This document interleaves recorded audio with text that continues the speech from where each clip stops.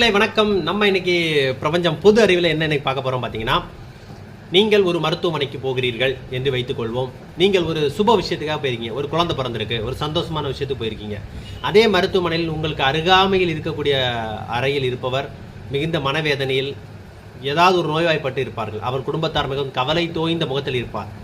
அப்படி இருக்கும்போது நீங்கள் அருகில் ஒரு சுப விஷயத்துக்காக சென்றவர்கள் அதிகப்படியான மகிழ்ச்சியில் மிகவும் பலத்த சிரித்த சத்தத்துடன் பலமாக பேசுவது, பலமாக சத்தம் போடுவது, ஒரு தொலைபேசி அழைப்பிலும் மிக வேகமாக பேசுவது, இந்த மாதிரி எதுவும் இல்லாம பக்கத்து அறையில் இருப்பவர் எந்த நோய்வாய்ப்பட்டிருக்கிறார், என்ன வேதனையில் அவர் குடும்பத்தார் இருக்கின்ற என்பதை அறிந்து உணர்ந்து அதற்கு ஏற்றாற்போல் செயல்பட வேண்டும். இது ஒரு வகையான பொது அறிவு. பலர் எவ்வாறு இருக்கிறார் என்பதில் நீங்கள் சுய பரிசோதனை செய்து கொள்ளுங்கள். ஏன்னா நிறைய பேர் எங்க எப்படி பேசணும்னு தெரியாம கண்டாமே நீங்க பேசுறது, மற்றவங்க மனசை பத்தி யோசிக்கிறதே இல்லை. ஸோ கொஞ்சம் கவனமாக பேசுங்க. தேங்க்யூ.